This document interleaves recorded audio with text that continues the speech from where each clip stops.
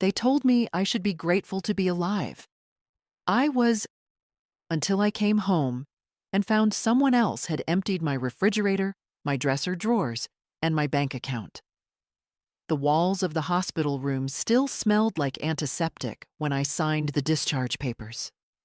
A young nurse with over-enthusiastic cheer wheeled me out, chatting about the weather, my lucky recovery, and how wonderful it must feel to be going home. I didn't answer. My voice hadn't yet returned to its full strength after the coma. That, and I didn't trust it not to shake. The taxi pulled up to my house, or what used to be my house. The same chipped white fence, the same creaky porch step that George, my late husband, always said he'd fix. But something felt off. The curtains weren't mine. The flower pots were gone. The welcome mat I'd crocheted myself had been replaced with one that said, in loopy gold letters, "Live, laugh, love." I didn't laugh. The key still worked, which felt like a small mercy. But inside, I stood frozen in the entryway, hand on the doorknob, afraid to take another step. The house didn't smell like lemon polish and old paperbacks anymore. It smelled like lavender plug-ins and someone else's perfume. Feminine. Sweet. Too sweet. My bedroom was the worst. Drawers empty. Closet thinned out. My nightstand, always cluttered with crossword books and hand cream, was wiped clean. My quilts, the ones I spent whole winters stitching, were gone.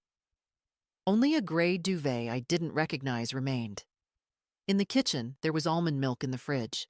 I've never drunk almond milk in my life. A box of gluten-free crackers sat on the counter. Gluten-free? For who? I called out, even though I knew no one would answer. David? My son's name came out dry and unsure. Elise? Nothing. Just the low hum of the refrigerator that wasn't mine. On the dining table, I found a note, torn from a notepad I didn't own. Ruth, we'll be by this weekend to help you settle in. Don't worry about anything. Rest up. Love, D&D. Settle in? I whispered. This was my house. I wasn't a guest here. I'd lived here for 41 years. David was raised under this roof. And Elise, his wife. She only started coming here in her 30s, and never without a wine bottle and comments about my dated decor. I sat down slowly, legs trembling. A framed photo of George and me on our 40th anniversary was gone from the mantel. In its place, a generic print of a beach scene. That was the moment I realized. It wasn't just a matter of tidying. Someone had deliberately erased me. But it wasn't until I checked the mail pile by the door that I felt the true cold in my chest.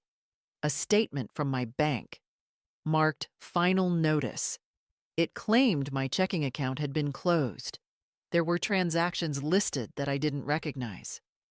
Wire transfers, all within the last 6 weeks, totaling more money than I had ever withdrawn in 1 year. And then, a second envelope. From Liberty Mutual Life Insurance. Inside was a letter that began, "We are pleased to confirm that the life insurance policy for Ruth E. Halberg, policy John 187335, has been successfully processed and paid out to the designated beneficiary, Elise Halberg, on June 3rd, 2023. June 3rd, the day after I opened my eyes in the hospital. I stared at the words until they blurred. They had cashed out my death. I was still here, breathing, thinking, hurting, and somewhere out there, my daughter-in-law was living as the legal beneficiary of a $500,000 payout. A payout she couldn't have received without proof of death, without a death certificate, without telling the world, on paper at least, that I no longer existed. My hands shook as I set the letter down. I was alive, and apparently that was the problem. I spent that night sitting upright in the recliner, still in my coat. I didn't sleep. I didn't change. I didn't cry. I just sat there, as if moving would confirm what I feared most, that I no longer belonged here. At dawn, I made tea the way I always had. Same old kettle, chipped handle. The mug was new, though, one of those oversized novelty ones with a cat pun on it. Perfect morning. Not mine. Elise's taste, no doubt. I sipped anyway, not because I wanted tea, but because it was one of the last things that still felt like mine. By 8 a.m., I was standing in front of the bank, wearing the same coat I'd worn home. My legs ached, and my left hip still throbbed from the crash, but I stood straight. I wasn't going to sit down again until I had some answers. The young man at the reception desk blinked when I gave my name. Ruth Halberg? Yes. He glanced at his screen, then back at me. I'm sorry, ma'am. It says here the account holder is deceased. I looked him dead in the eye. Do I look deceased to you? His ears flushed red. No, ma'am, I want to speak with the manager. 5 minutes later, I was in a small glass office with a woman named Dana. Late 30s, probably someone's mother. She wore too much perfume and a look of carefully rehearsed professionalism. We understand this must be very upsetting, she said, fingers tented like she'd done this before. According to our records, your account was closed following the submission of a death certificate filed by your financial power of attorney, Elise Halberg. Elise is my daughter-in-law, not my executor, not my voice. She's never even held my hand. She had notarized documents, Dana said, signed by you last year. I never signed anything like that. Dana turned to her screen. The notary was a Camille Herrera, office in Raleigh. We can verify the signature, but I'll be honest with you, Mrs. Halberg. Once the certificate was filed and the funds transferred, the matter was processed as closed. I took a slow breath. Where did the money go? Dana hesitated. Ma'am, don't ma'am me. That was my life's savings. That was my husband's pension. I want the name, the account, the number. There was a pause. Then she pulled up a file. It was transferred to an account in Elise Halberg's name. Personal checking plus a joint account with David Halberg. My son. I thought of his hand on mine in the hospital, of how he said, "We were so scared we lost you." How he'd kissed my forehead, lied, so smoothly, like it cost him nothing. The room felt too quiet. The hum of the computer, the soft hiss of the ceiling vent, all of it faded into a pressure in my ears, as if my body couldn't decide whether to scream or shut down entirely. I stood up. I want printouts, all of them, every transaction, every document with my name on it. Dana looked uneasy. I'll do what I can, but legally the accounts are closed. Print them anyway. She nodded. It may take a few days. Then I'll be back in a few days. As I left, I stopped in the lobby, heart pounding. The air smelled of overwashed carpet and stale coffee. The world around me continued as if nothing had happened. People checking balances, updating debit cards, laughing about overdraft fees. And I had just learned I was legally dead. On the walk home, I passed by the pharmacy.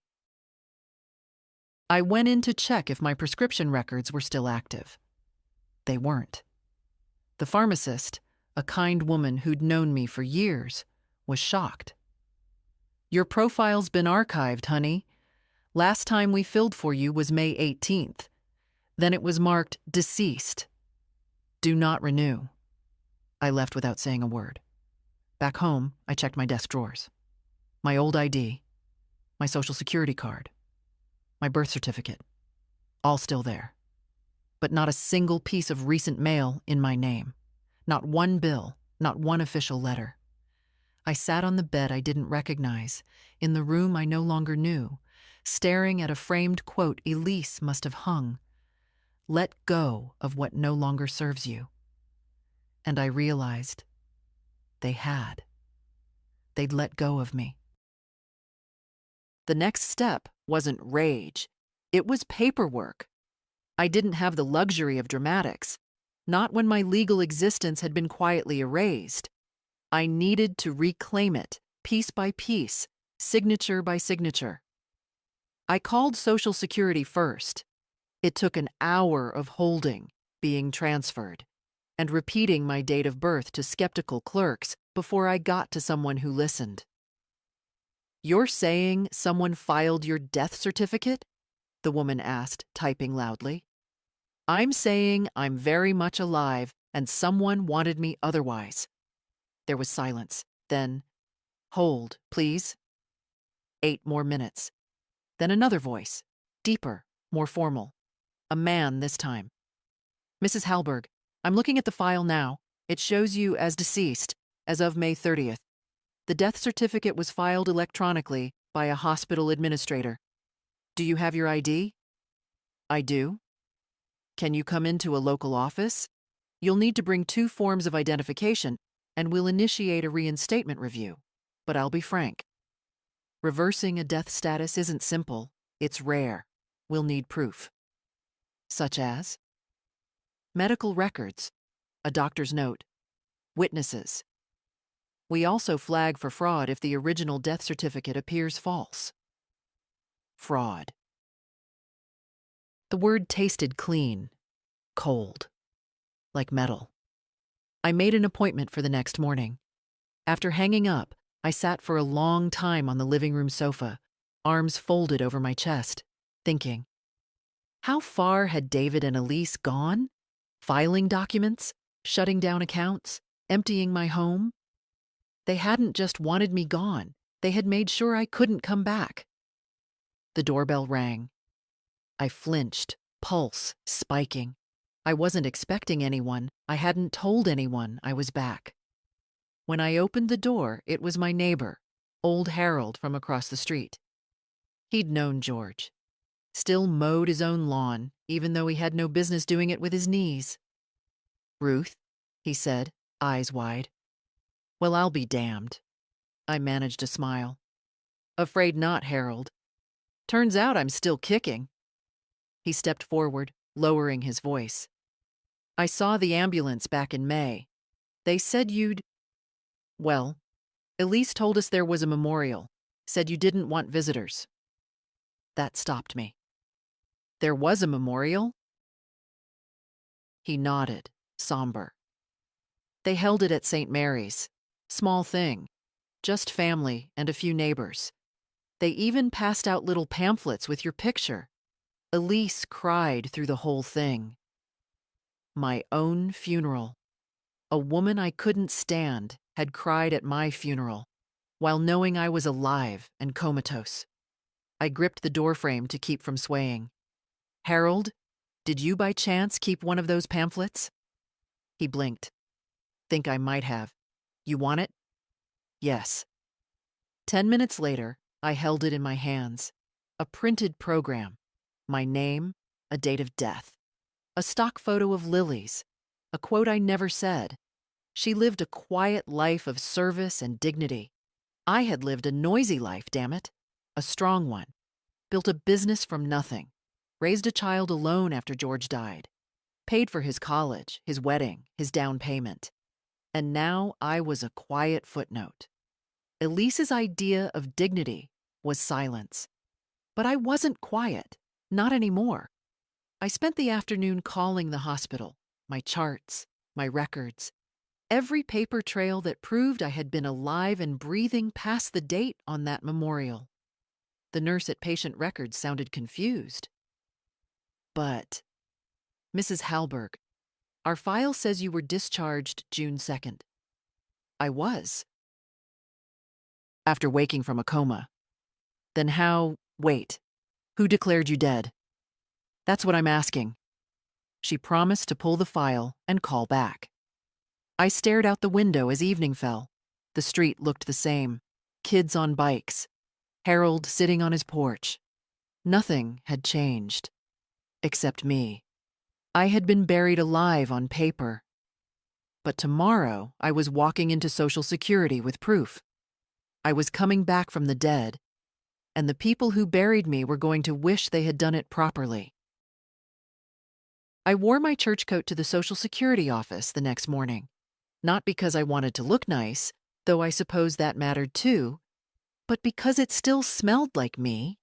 Cedar, dust, the ghost of George's aftershave from where he used to hug me before leaving for work. I wanted to walk in as myself, not as a case number, not as a ghost.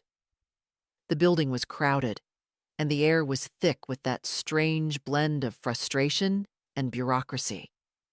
Children crying, old men arguing about benefits, clerks behind windows tapping away without looking up. I waited almost 2 hours before my number was called. "Window 4, the speaker crackled. I stood up with effort and walked slowly, deliberately. I was still recovering, but I made sure not to limp. The last thing I needed was pity. I needed recognition. The man behind the glass had silver hair and a long scar across one hand.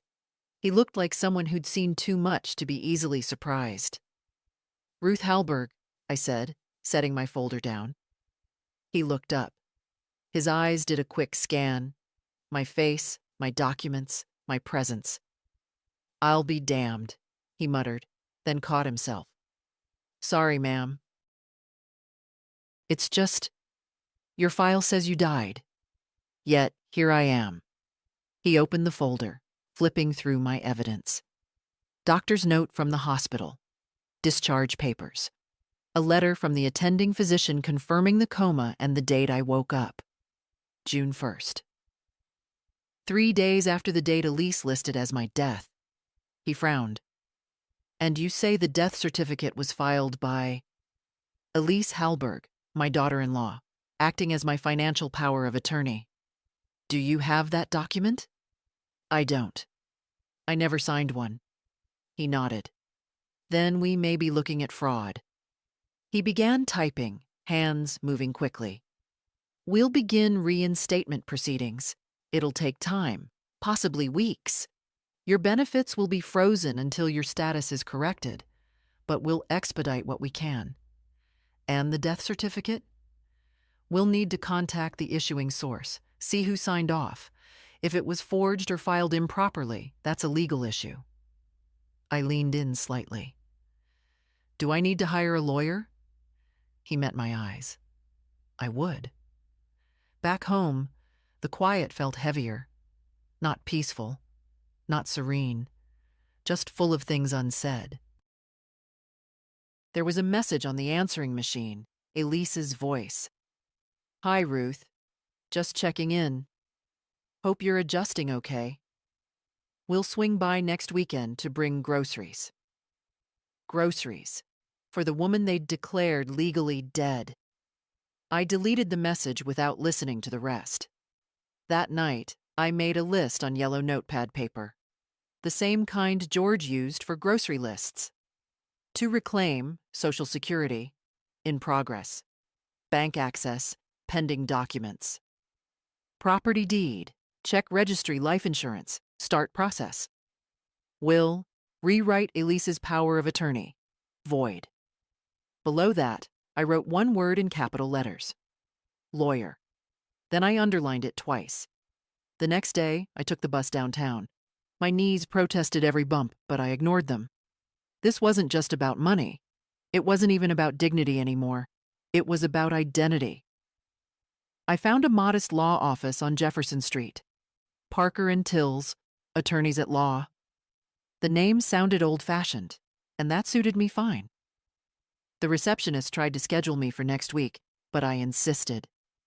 "I'm not leaving until I talk to someone." 10 minutes later, a woman in her 50s with sharp eyes and a softer smile stepped out. "Ruth Halberg?" she asked. I stood. Yes, I'm Marion Tills. Come with me. Her office smelled like coffee and file folders. We sat. I told her everything: the coma, the death certificate, the emptied accounts, the memorial, Elise, David, the insurance letter. When I finished, Marion leaned back and let out a long breath. Well, she said, they picked the wrong grandmother to bury. I smiled. First time in days. They committed fraud, Ruth. That's not just immoral, it's criminal. If we can prove forgery or misrepresentation, we can file both civil and criminal charges. And get the money back? That too. I nodded. Good. Because they didn't just steal from me. They tried to erase you. Yes, I said, but I'm back. Marion Tills worked fast. By the following Monday, she had already filed preliminary motions to challenge the power of attorney and had drafted letters to both the hospital and the county clerk's office, requesting the original death certificate and any notarized documents attached to it. They have 10 business days to respond, she told me, sliding a copy of the letter across her desk. Meanwhile, we start collecting your life again. It sounded simple. It wasn't. The deeper we dug, the clearer it became. Elise hadn't just filed a fraudulent death certificate. She'd prepared for it, months in advance. She laid the groundwork like a professional, Marion said, frowning over the copies of the notary log Elise used. Camille Herrera notarized 6 documents on the same day, all related to you: healthcare proxy, financial power of attorney, living will, and the death certificate filing, all with the same signature. My signature. But it isn't, Marion said. Your handwriting is clean, rounded. These are sharp, rushed. I'll get a forensic document analyst to confirm it. Elise had forged everything. Your average criminal might have done it sloppily. Elise made it look legitimate. She even used the same pen across all documents. We needed more than suspicion. We needed evidence. Marion recommended a forensic accountant to analyze the flow of funds from my accounts. The man's name was Clive, and he spoke like a calculator. It's clean fraud, he said bluntly. They didn't just drain the account, they moved it into layered holdings. Elise opened 2 shell accounts under maiden name variations. From there, they ran funds through property deposits and private investments. How much did they move? He looked up. All of it, including the life insurance payment. The total stands at $578,600.84. I nodded slowly. I spent my whole life earning that. They spent it in 3 weeks. Less, he said. There's still movement on one of the accounts.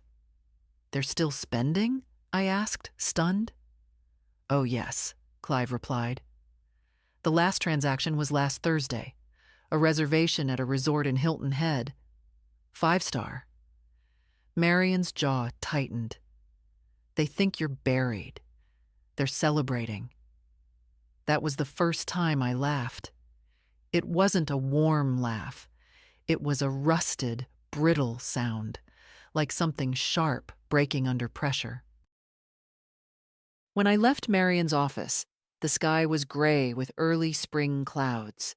I walked 2 blocks to the bus stop, then decided to keep going. My legs didn't move quickly, but they moved with purpose. I passed the corner bakery where George used to get cinnamon rolls every Sunday, closed now. I passed the old post office, boarded up and crumbling, then the library, which had become a daycare center. Everything had changed while I wasn't watching, while I was being erased. But the street names were still the same.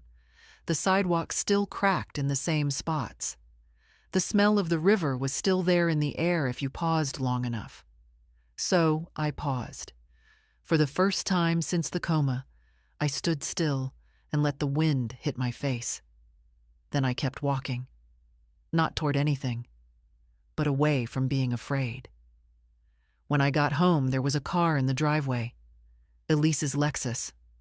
I didn't stop walking. I opened the front door to find her sitting on my couch, her legs crossed, a mug in her hand, acting like she owned the place, because, in her mind, she did. "There you are," she said. "I've been waiting an hour." I took off my coat and hung it slowly, deliberately. "You're not welcome here. Ruth, let's be reasonable. We're family." "No, Elise. Family doesn't declare each other dead." She smiled, tight and practiced. "There were complications. The doctors weren't sure. David and I had to make quick decisions. You filed a death certificate, held a memorial, took my money." She stood. "You don't understand how hard it was, the stress, the uncertainty. David thought you'd never wake up, and you weren't handling your finances well before the accident. We had to step in. You didn't step in. You stepped over me." She walked toward me slowly, putting the mug down. "Look, what's done is done. We've used the money to stabilize things, pay down debt, secure investments. If we fight this in court, we all lose." "No, Elise," I said. "You lose. I reclaim." Her face twitched. "You're not thinking clearly." I looked her dead in the eye. "No, for the first time in years I am." She stepped closer, lowering her voice. "If you drag this out, the family will suffer. David's reputation. The kids, they're not children anymore," I interrupted. "And maybe they deserve to know who their parents really are." We stood in silence, inches apart. "You don't want a war, Ruth," she said. "I'm not starting one," I replied. "I'm ending it." She didn't speak again. She just grabbed her purse and walked out. The next letter came certified. Marion handed it to me herself during our Wednesday meeting, her mouth a thin line. "It's from David's attorney." I opened it with steady hands, already knowing what I'd find. "Dear Mrs. Hallberg, we are writing on behalf of our client, Mr. David Hallberg, regarding the recent disputes and allegations of financial misconduct. Please be advised that Mr. Hallberg and his wife, Elise Hallberg, acted in accordance with documents legally executed under the presumption of your incapacitation. Any attempts to interfere with their legal control of assets or to initiate public accusations will be met with appropriate legal response." Below that, in smaller font, was a vague threat about defamation. "They're nervous," Marion said. "They should be." She nodded. "We'll respond, of course, but this confirms what we suspected. They're digging in." That night, I couldn't sleep. I lay awake in the guest bedroom of a neighbor's house. I hadn't slept in my own home since Elise's visit. It felt wrong, like curling up inside someone else's lie. But I wasn't angry anymore. Not like before. Anger burns too hot to hold for long. What came instead was something colder, sharper. Resolve. The next morning, I met with Clive again. He brought charts, neatly labeled, color-coded, a full map of where every dollar had gone. Elise had used my insurance money to buy a share in a tech startup she had no background in. David had paid off both of their student loans, 20 years old, long dormant. They refinanced their home, took a vacation, bought a car. Not a cent had been saved. Not a cent had been earmarked for me. They hadn't just acted fast. They'd acted like it was theirs all along. "They treated your death as an opportunity," Clive said, "not a tragedy." He passed me one more document, a summary of the real estate holding for my own house. "They filed to have the deed transferred," he said. "Claimed you'd gifted the house to David a month before the accident." My mouth went dry. "They're taking my house too?" Not anymore, Clive said. We've filed a block on the title. Nothing can move until this is resolved. By the end of the week, Marion filed formal charges: fraud, identity theft, and financial exploitation of an elderly person. It triggered an investigation. The local news caught wind almost immediately. Small town, big scandal. A widow legally declared dead by her own family and brought back through court filings and medical records. The first reporter showed up on Friday.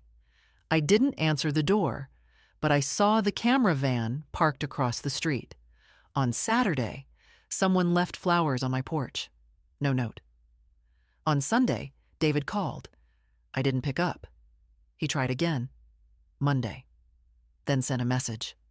Mom, please. This has gone too far. Gone too far? As if I had started this? As if I was supposed to be grateful for the grave they'd dug and let them keep the shovel? That afternoon, I walked to the cemetery. Not to visit George, to visit myself. There, at the edge of Hillcrest Memorial Park, was a small marble headstone with my name on it. Ruth Elaine Halberg, 1945, 2023. She lived a quiet life of service and dignity. The same quote from the memorial pamphlet. The same lie. The grass was fresh, the flowers fake, the grave itself symbolic. They'd buried nothing but the truth here. I stood for a long time, reading the words they'd chosen to close my story. They thought they were writing an ending.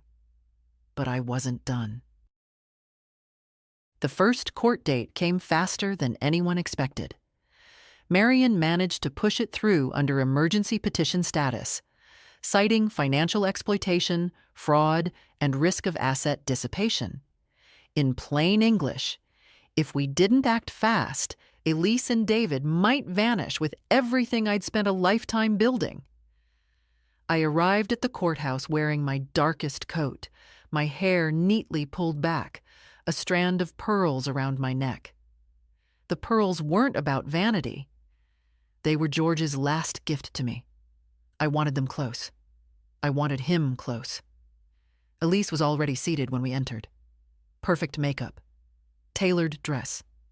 Her expression unreadable. David came in behind her, looking like a man walking into his own funeral. He avoided my gaze. Good. Let him sit with discomfort. The courtroom itself was small, nothing like the ones on TV. Fluorescent lighting, pale walls, an old clock that ticked loud enough to measure regret. The judge, a woman named Morales, took her seat without ceremony. We are here today in the matter of Ruth Elaine Halberg, she began, challenging the legal presumption of death, financial control via power of attorney, and claims of fraudulent asset transfer. Marion stood. Your Honor, my client is present today, alive and lucid, despite having been legally declared dead by her own family. We are prepared to present documentation of her medical status, evidence of forged signatures, and banking records showing misappropriation of funds exceeding $500,000. The judge raised her eyebrows, flipping through the files. That's quite a resurrection. A few chuckles in the courtroom. I didn't smile. David's attorney rose, a man named Simmons, all cufflinks and condescension. Your Honor, this entire situation stems from confusion during a medical emergency. Mrs. Halberg's condition was critical. The documents were processed in good faith under the belief that she would not recover. My clients acted to preserve the estate and make necessary financial decisions. Marion didn't even wait for him to finish. Necessary decisions? Like cashing in a $500,000 life insurance policy 2 days after she opened her eyes. The judge looked at Simmons. Did your clients attempt to verify death through official channels? They relied on hospital records and signed documentation, which we now believe to be forged, Marion added, sliding forward copies of the disputed signatures alongside samples from my voter ID, tax forms, and handwritten letters. The judge examined them carefully. I see the difference. Simmons squirmed. Elise sat still as glass. Marion continued. Your Honor, Mrs. Halberg was buried on paper, but she remained alive and conscious of the actions being taken against her. We are not here today merely to challenge a document. We are here to return a woman's name, rights, and dignity. I looked at the judge then. She didn't look away. It was the first time since the coma that someone in power looked at me like I existed. The judge finally spoke. We'll reconvene next week for evidentiary hearing. In the meantime, all assets in question are frozen, pending investigation. That includes bank accounts, property transfers, and any claim to insurance benefits. Simmons tried to object, but she shut him down. Your clients declared a living woman dead. The court will proceed with caution. Gavel, strike. Done. Outside the courtroom, David tried to approach me. Mom? I stopped him with a look. Don't. He looked old, not older. Old. The way people look when shame replaces oxygen. She said you wouldn't make it, he said quietly. The doctor said you had no brain activity. I didn't know what to do. You could have waited. You could have sat by my bed and held my hand. I did. No, I said, voice low. You signed my death behind my back, and you spent my life like it was a mistake you needed to fix. He blinked. We thought we were doing what was best for you. You were doing what was best for yourselves. He looked like he might cry. For a moment, I felt something almost like pity. But not quite. Marion touched my arm gently. We should go. As we walked away, I didn't turn back. Let David stand there, among the wreckage of his choices. Let Elise hold on to the lies. I had more important things to do, like coming back to life. Properly, this time. The day after the court hearing, I opened the cedar chest in the hallway closet. Inside were old files George and I had kept. Tax returns, property deeds, even the warranty for our first washing machine. He believed in paper trails, said if it wasn't written down and signed, it never happened.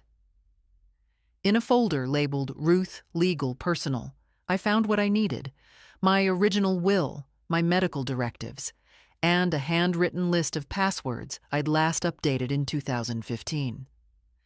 The irony wasn't lost on me. I was using the past to prove I still had a future. I spent most of the morning sorting through it all, documenting everything Marion might need. When I paused for lunch, I realized something strange. I was hungry. Properly hungry. Not out of boredom or routine, but with a sharp clarity I hadn't felt in weeks. That was something too, wasn't it? The return of appetite. A body reclaiming itself. While I ate, the doorbell rang. I stiffened, plate still in hand. Another reporter? Another neighbor? No. Standing on the porch, awkward and unsure, was a young woman with a camera bag slung over one shoulder and freckles dusting her cheeks. Hi, she said gently. You don't know me, but my name is Anna Keene. I'm with the Wilmington Ledger. I wanted to speak to you, off the record, if you prefer. She looked nervous. She was too young to fake calm. I hesitated, then opened the door wider. I'll give you 10 minutes. She followed me into the kitchen and sat at the table like she'd been taught to sit around older women, straight-backed, respectful. I read about the case, she said, but I also read what they didn't print. Elise Halberg has ties to 3 other probate cases in the last 8 years, all involving elderly clients, power of attorney claims, and rapid asset transfers. I blinked. That wasn't in the court brief. No, ma'am. I found it while researching. 2 cases were settled quietly. The third was dismissed. Lack of evidence. And you think I'm the fourth? Anna nodded. You're the first one who lived long enough to fight back.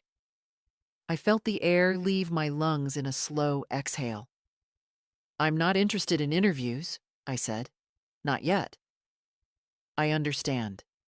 But if there's anything you want made public when the time is right, I'll publish it. Not for clicks. For record. She stood, then hesitated. For what it's worth, I think you're brave. I didn't feel brave. I felt old. Tired. But I nodded anyway. Come back when it's over. That night, Marion called. We have a break, she said. Camille Herrera, the notary Elise used, just gave a sworn statement. She never met you. She notarized those signatures as a favor to Elise, who claimed you were too ill to appear in person. Is that enough? It's fraud. Plain and simple. We'll have it entered as evidence next week. The next day, I visited the cemetery again. Not the fake grave, the one next to George's, where I'll actually rest someday. I sat on the bench nearby and spoke out loud, like I always used to when he was gone on long trips. They buried me on paper, Georgie, I said softly. But I wasn't done living, and I'll be damned if I let them write my ending without asking me first. A breeze stirred through the trees. The air felt lighter, like the ground, for once, wasn't pulling me under. The evidentiary hearing was set for a Tuesday. By then, Elise had stopped making appearances. Only her attorney showed up, pale with the strain of bad headlines and worse clients. David still came, but never spoke. Not to me, not to Marion, not to anyone. He sat stiff and silent, like a man waiting for a verdict he already knew he deserved. Marion brought everything. Timelines, signatures, voice recordings from hospital staff, even photos from Harold's phone showing me waving from the porch 3 days after my date of death. The pièce de résistance was Camille Herrera's notarized statement, complete with apology. She lied to me, the notary wrote. I believed her. The judge listened carefully, flipping through page after page. Her expression never changed, but her eyes grew colder the longer she read. Then it was Simmons's turn. Elise's lawyer. He tried, bless him. He rattled off excuses. Medical miscommunication, compassionate intentions, legal gray areas. He emphasized how long I'd been unconscious, how uncertain my prognosis had been, how Elise had only done what any responsible caregiver might do in her place. Responsible caregivers, Marion said calmly, do not collect life insurance on living people. They do not drain accounts. They do not plan funerals. Simmons shifted, lips pressed tight. Judge Morales leaned forward. Has Mrs. Halberg's identity been fully reinstated with Social Security and the relevant agencies? Yes, Your Honor, Marion confirmed. As of last week. Good, the judge said, because this court recognizes her not only as alive, but as the sole legal owner of all disputed assets, effective immediately. I didn't exhale until the gavel struck. Frozen accounts were released, property deeds corrected, life insurance funds flagged for reversal, and a fraud report was passed to the district attorney for criminal review. David stood up like he might say something. Apologize, maybe. Or explain. But I turned my back before he got the chance. That afternoon, I returned home alone. No reporters, no Marion, just me in a quiet house that had been scrubbed of Elise's scents, slogans, and smug little throw pillows. I sat on the porch with a cup of tea and waited. Not for someone to visit, not for closure, but for silence. true silence, the kind you earn. That evening, a small envelope slid through the mail slot. Handwritten, no return address. Inside was a check. Not from David, not from Elise, from the insurance company. Reinstated payment to Ruth E. Hallberg, full policy value. $500,000 apologies for administrative error and delayed correction. I folded it neatly and placed it in the top drawer of George's old desk. There'd be time to move it later, open accounts, decide what to do. I didn't need the money. I needed the win. The next morning, I opened a new bank account. Not at the same place where they'd once labeled me deceased. I chose a small credit union instead, the kind with human tellers and potted plants that looked cared for. When the woman at the desk asked if I wanted to designate a beneficiary, I said yes, then paused. I wrote a name she didn't expect. Melanie Rose Hallberg, my granddaughter. David and Elise's only child. She was 25, working in another state, and had called me only twice in the last year. Both times after holidays she'd missed. But I remembered her as a teenager who once spent a whole afternoon brushing my hair while we watched old cooking shows. She was quiet then, gentle, before her parents taught her to treat affection like currency. I didn't owe her anything, but maybe she still had time to unlearn what they taught her. When I got home, I found a voicemail waiting. Not from David, not from Elise, from Melanie. Grandma, I saw the news. I don't know what to say. I'm sorry. I didn't know any of it. I didn't even know there was a funeral. Are you okay? Please call me. Please. Her voice cracked near the end. I didn't call her back right away. Instead, I brewed tea and sat down with Marion's latest letter. The DA's office had officially opened an investigation into Elise Hallberg for insurance fraud, identity theft, and elder exploitation. David hadn't been charged yet, but his name was on every document. And now that Elise had quietly retained new criminal defense counsel, it was only a matter of time.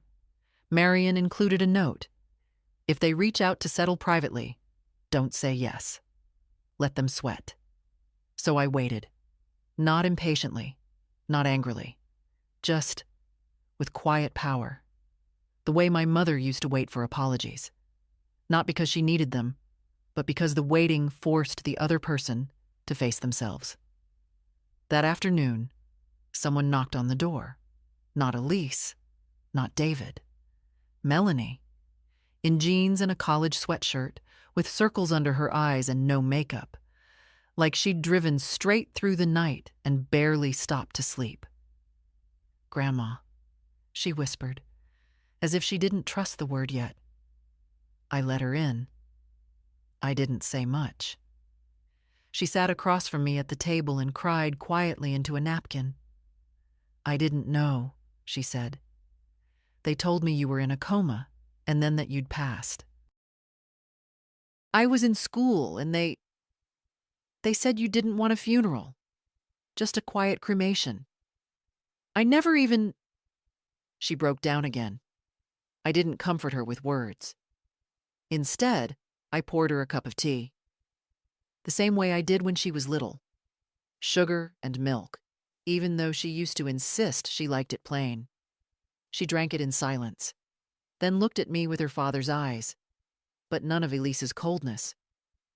What happens now? She asked. I looked out the window for a long moment before answering.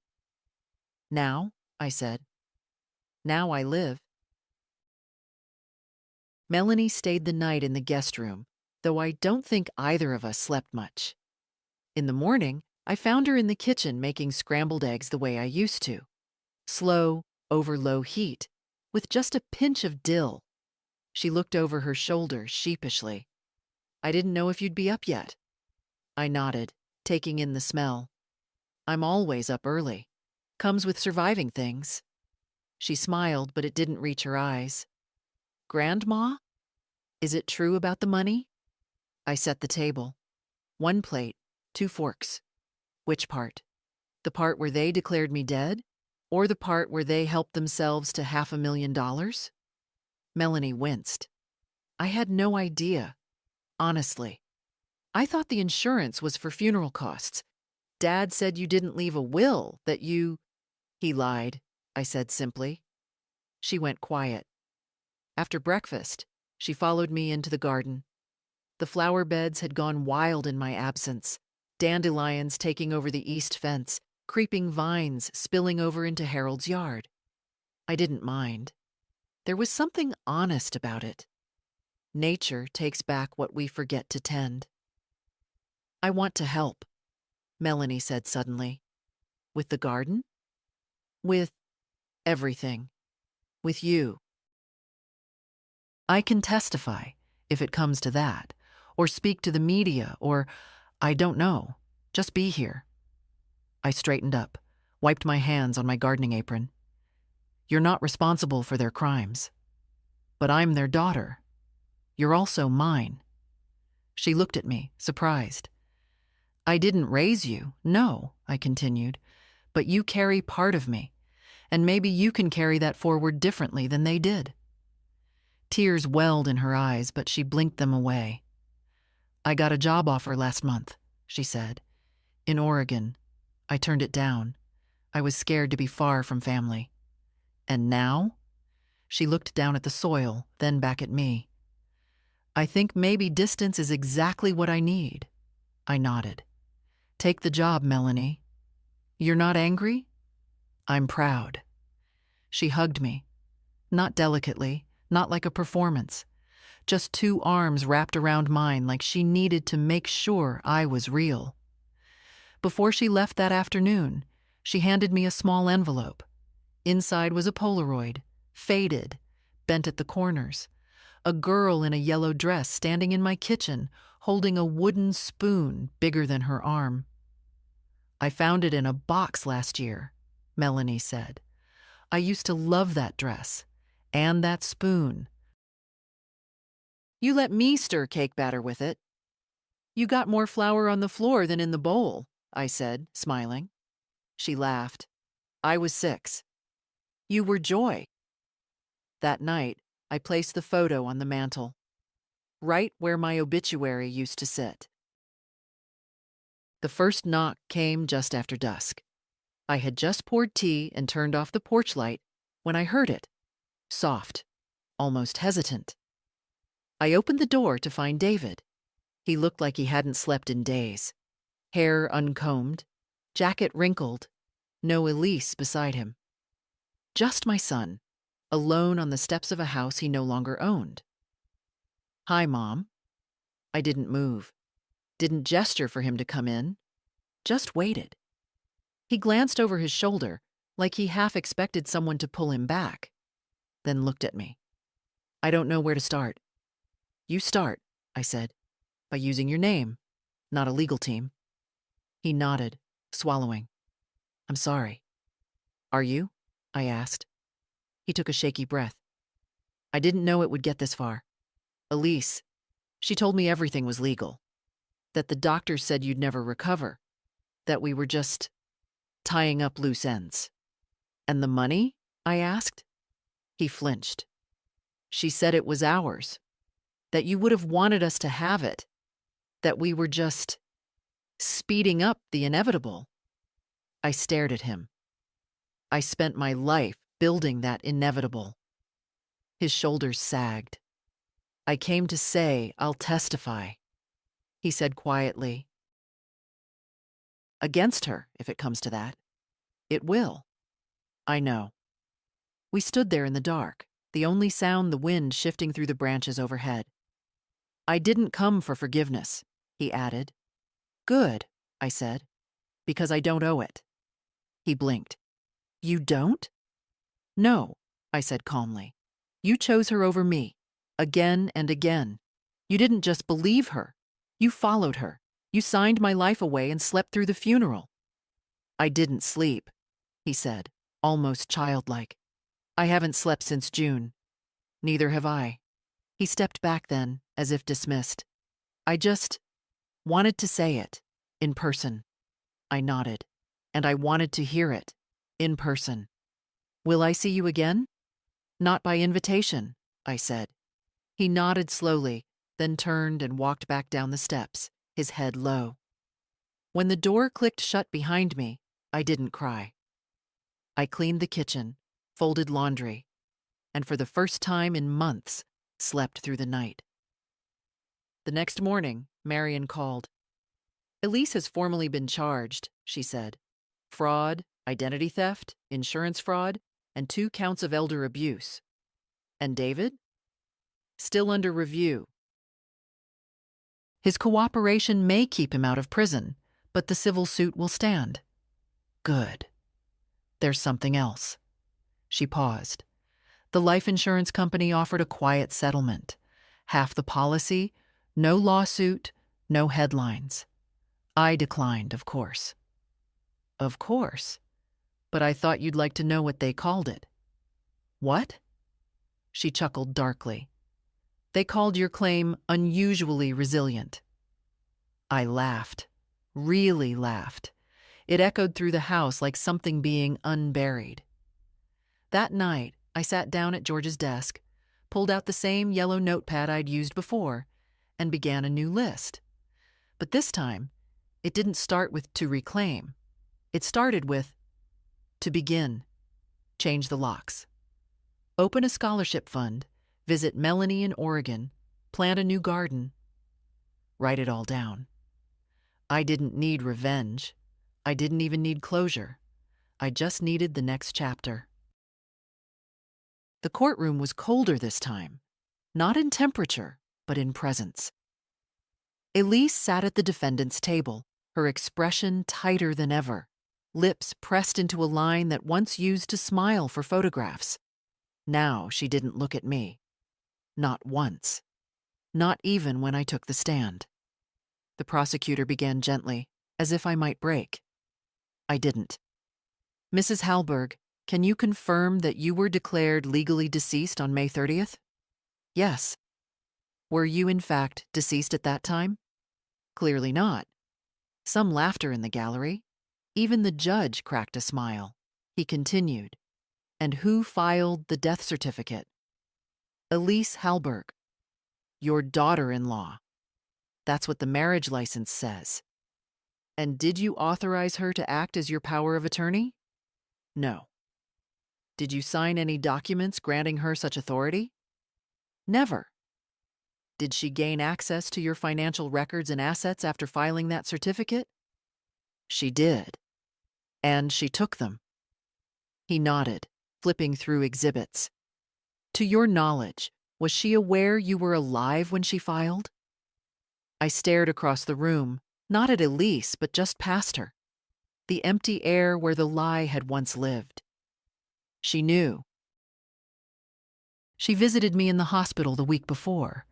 I was unconscious, but alive, breathing, monitored, and she signed my death anyway.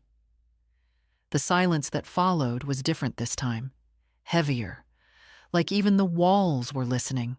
The defense didn't have much. They tried to argue confusion, miscommunication, urgent decision-making in the face of family crisis. But they didn't argue the signatures. Not after the handwriting expert took the stand and described in detail how each of Elise's forgeries betrayed her. The slant too steep, the loops too small, the pressure too erratic. And they didn't argue the money. Not after Clive presented the full audit. Over $570,000 rooted, hidden, spent, redistributed, all within weeks of the death. The timelines didn't lie. They couldn't lie. David was present, sitting in the back row. He kept his head down. I didn't acknowledge him. That chapter had closed. The jury deliberated less than 4 hours. When they came back, their verdict was unanimous. Guilty, on all counts. Elise didn't cry. She didn't plead. She just sat there, the same way she had sat on my couch that day, with the mug in her hand. as if nothing was wrong, just waiting for the mess to clear. Only this time, she wasn't leaving my house. She was leaving in handcuffs. I didn't celebrate. I didn't cheer. I just stood, adjusted my coat, and walked out of the courtroom into the crisp October air. Outside, Marion joined me. She didn't say much, just held out a folder. Everything's finalized. Full restitution. Charges registered. Your name is yours again. Thank you, she smiled. You were remarkable. I shook my head. I was tired. Tired and remarkable aren't mutually exclusive. I went home and lit a candle on the kitchen table. Not for ceremony, for warmth. Then I opened a new notebook. The first page was blank, waiting. I thought for a long time before I wrote the first sentence. Not about Elise, not about David, not even about death, but about breath. They thought I was finished, but I was still breathing, and sometimes breath is all you need to begin again. The house grew quiet again, not from absence, but from restoration. I changed the locks first, then the curtains, then the paint on the front door, from tired white to deep, steady green.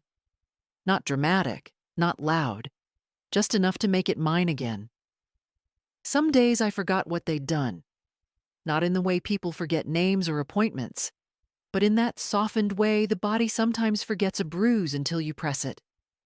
Then it pulses, then it remembers. So I stopped pressing. Instead, I planted lavender in the west bed, basil and rosemary by the porch.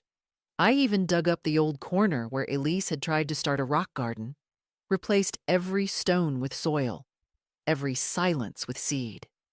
By late October, things had begun to bloom again. Melanie called weekly now, her voice steadier with each call. She'd taken the job in Oregon, a youth center of all things. I asked her once if she liked it. I don't know yet, she said, but I like who I am when I leave at the end of the day. That's something. It was. We planned a visit for spring. I told her I'd bring the lemon cake recipe and an old wooden spoon. One night, Harold came over with pie, still warm, full of cinnamon and apology. I should have checked, he said. When they told us you'd passed, I should have come by anyway. You did what you thought was kind, I replied. That's more than most. We sat on the porch and ate in silence. Not every wrong needs a speech. Some just need presence. Later that week, I got a letter from the county registrar. A stamped confirmation of identity reinstatement, complete with embossed seal. The paper was thick, official. Ruth Elaine Halberg, it read. Living. Verified. I pinned it inside the hallway closet door, not for show, but for safekeeping. Not to remember what they tried to take, to remember what they couldn't. People asked if I'd keep the money. Some quietly hoped I'd donate it, as if virtue demanded it. Others whispered I should spend it all, take trips, buy something indulgent. I did neither. Instead, I sat at George's desk, now mine alone, and set up the paperwork for a scholarship fund in his name. The Halberg Second Chance Grant. For women over 50 returning to school. Women who had been told they were finished. Women who had been buried in expectation and doubt and silence, and came back. The insurance company agreed to double the donation in exchange for settling the civil suit. I didn't smile when I signed the agreement, but I felt something stronger than satisfaction. I felt clean. That evening, I lit the fireplace for the first time in years. Not out of necessity, but ritual. I sat on the floor with a cup of tea and stared into the flames until the room blurred at the edges. Then I took the old obituary, the one they printed for the memorial I never attended, and fed it, piece by piece, into the fire. It burned fast. Thin paper always does. When it was gone, I sat back, took a long sip of tea, and whispered into the glow, "I'm not done yet." Winter came gently that year. No sharp winds, no ice storms, just a quiet cold that moved through the bones like memory. The kind of cold that doesn't bite, just reminds you of what you've survived. I filled the house with small lights, soft ones, over the sink, in the hallway, around the porch railing, George built by hand. Not for decoration, for warmth, for proof that something was alive here, that someone was home. One morning, I found a letter from the local university, a thank you note from the first recipient of the Halberg grant. She was 57, a mother of 3, left a difficult marriage and was going back to study nursing. "I didn't think anyone would bet on me at this stage," she wrote. "But then I read your story. That was when it hit me. I wasn't just back. I was visible, named, counted. I existed in someone else's hope now, not as a lesson, but as a lighthouse." In March, Melanie flew me out to Oregon.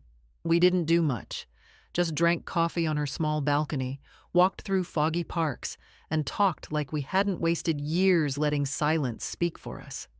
She called me Gran again. I didn't correct her. On the last night, we cooked dinner together. Salmon and lentils and that lemon cake we always used to botch. It still came out too dense, but neither of us cared. "You really forgave me?" she asked. I looked her in the eyes. "You didn't betray me. You just believed people who did." She nodded slowly, holding her mug close. "You think they'll ever change?" "Elise?" I said. "No." "Dad?" I was quiet for a moment. "He might, but that's not your job, or mine." Back home, spring came early. The garden exploded. Lavender, mint, daisies I never planted, maybe seeds carried by the wind. I let them grow. Not everything has to be controlled. Some things are better wild. A reporter called in April, asking if I'd give a televised interview. I said no. Not out of fear, but because I'd already said everything I needed to. I didn't want applause. I wanted peace, and I had it. One evening, I sat on the porch, watching dusk settle. The sky was the color of bruised violets, and the air smelled like new soil. I thought of all the women like me, buried early, praised for silence, dismissed as fragile, erased without permission. I thought of how many of us wake up in hospital beds to find the world moved on without asking. If you're one of them, if you've ever been told you should be grateful just to survive, while the people around you steal your name, your work, your worth, let me tell you this: you're not done. You get to come back. You get to reclaim. You get to write the next page. Not with rage, but with clarity. Like breath. Like truth. If this story found you, share it. With a friend, a sister, a stranger. Leave a comment. Say something. Don't let silence finish what someone else tried to erase. They buried me on paper, but I was still breathing. And that was enough.